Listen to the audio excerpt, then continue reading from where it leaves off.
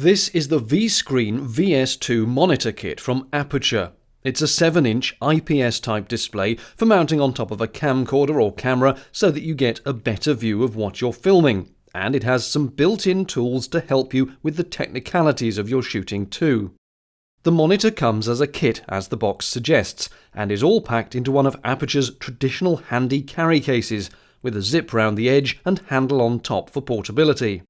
Inside the padded case is the monitor and accessories, which comprise a sunshade, battery charger, mini to full-size HDMI cable, battery and mounting arm. The battery's an NPF Sony type item with 2.2 amp-hours of charge. The supplied charger comes with an adapter for the local mains plug and is a rather lightweight item, but it does do the job. The HDMI is right-angled at the end that'll plug into the monitor and straight on the mini end, which may go into your camcorder or DSLR. Now, if you use one of the bigger ENG-type camcorders, you'll probably need another cable with a full-size HDMI on both ends, and that's not supplied. As for the monitor itself, it's a very slimline item and lightweight too, at just 380 grams. On the front, there's just the brand, a power button, a source selector, and a 4-way menu control with central push button, more on that later. A USB on the side is for future firmware upgrades apparently. Underneath, a 3.5mm headphone jack to monitor your audio, and a standard 3/8/16 tripod mount hole. Let's turn to the back, where there are phono jack inputs for composite and component, and the HDMI input. There's a slot to take the supplied NPF battery, or any other NPF type if you want to use a higher capacity one. There's also a socket for 12 volts DC in, but the supplied charger isn't a power supply as well for this, so you'll have to buy one separately if you want to run this off the mains. At the bottom, vents to let cooling air in, with more vents along the top to let the hot air out. There are no fans in this device, it's all passive cooling. Finally, a tiny loudspeaker for audio monitoring. We found this chirping away distracted our presenters and interviewees while recording and turned it straight off, but it's good to have it for playback, presumably. The screen accepts full HD signals, but with a resolution of just 1024 by 600, is it any good? Actually, yes, nice and crisp and sharp and colourful. Here it is being tested on a Canon XA20 in our edit suite. Not only is the picture clear, but the camera's on-screen overlays are nice and sharp too, though this wasn't so much the case when we plugged in a PMW200. The text became a bit blocky. It must presumably depend purely on how the monitor is scaling the image output by the camera. Powering up is not instant, taking about 16 seconds, but it's not something you'd necessarily do all that often. Of more concern is the very slight battery drain from the power LED, which remains slightly lit even when the monitor is off.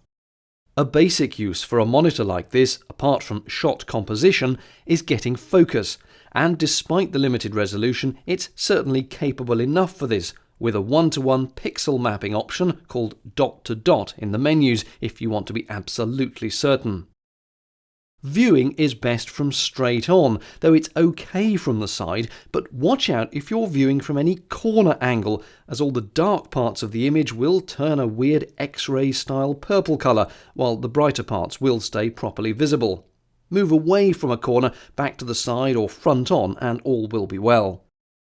Speaking of the menus, whilst this monitor is not as fully featured as the VS3 model, it does have a selection of features which you can activate at various settings.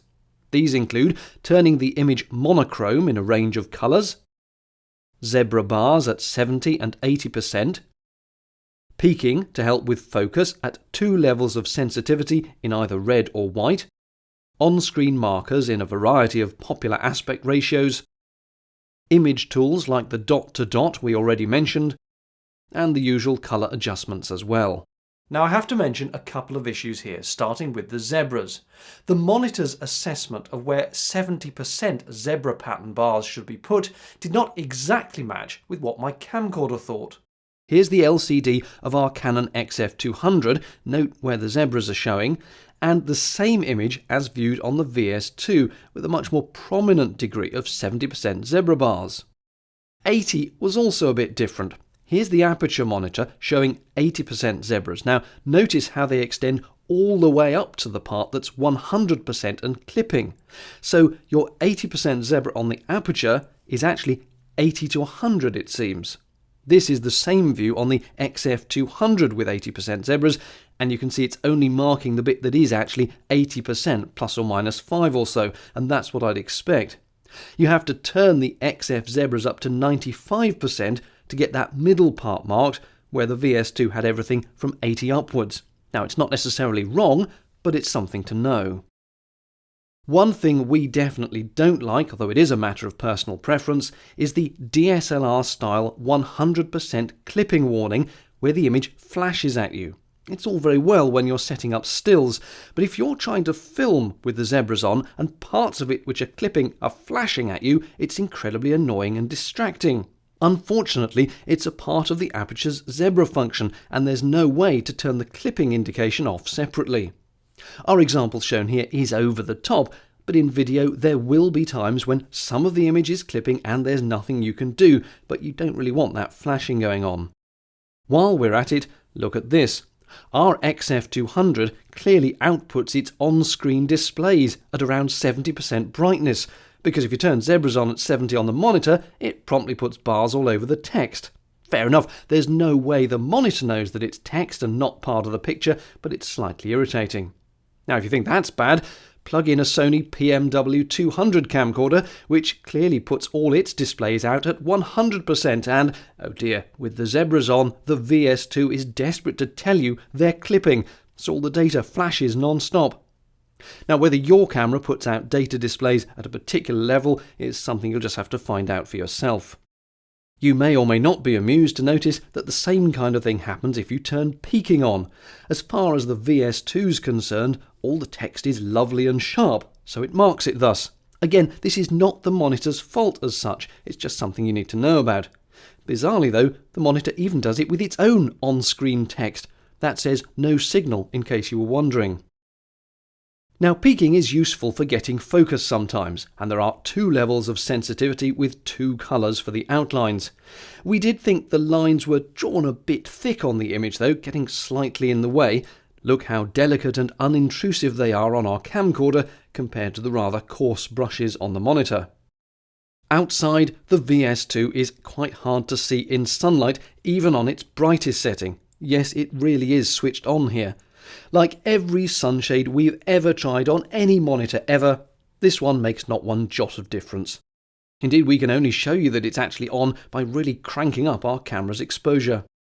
You may already have noticed, but we'll point it out here, that the screen is very reflective, not just in the sunshine, but generally. We really wish someone could invent a proper non-reflective screen.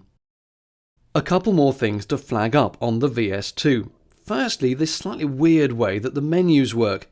You'd think that having brought up the menu, you'd scroll through them with the left, right, up, down buttons, then select the one to alter and use up, down to change it. But no. Once you've scrolled right to the end of a menu tree, the right and left stop being right and left and turn into toggles up and down through the options. So to get back out, you don't hit left, you press the button in the middle that more naturally feels like a selection button. It's peculiar and unintuitive, at least to us, though you do eventually get used to it. Ideally, the quick access menus from that four-way toggle should really be just turning on or off the value you've set in the menus previously, rather than scrolling through all the options. Otherwise, it's not quite as quick access as you'd really want. Finally, getting that battery off the back is a right fiddly palaver, which ends up with you putting your fingers all over the screen to push against you, pushing the tiny little release button.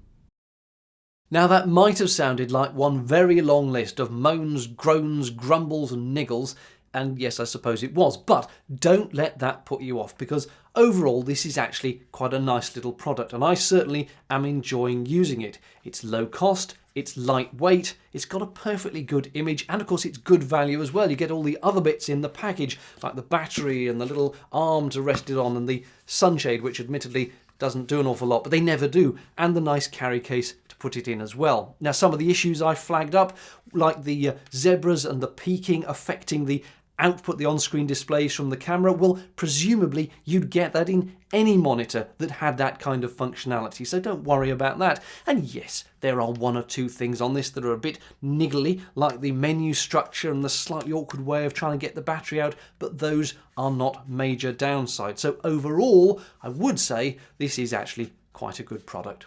Thank you for watching the video. If it was useful to you, please do click on that like button. And if you're not already a subscriber to the channel, then the more subscribers the merrier. So please do click on subscribe as well. Thanks for watching. Bye-bye.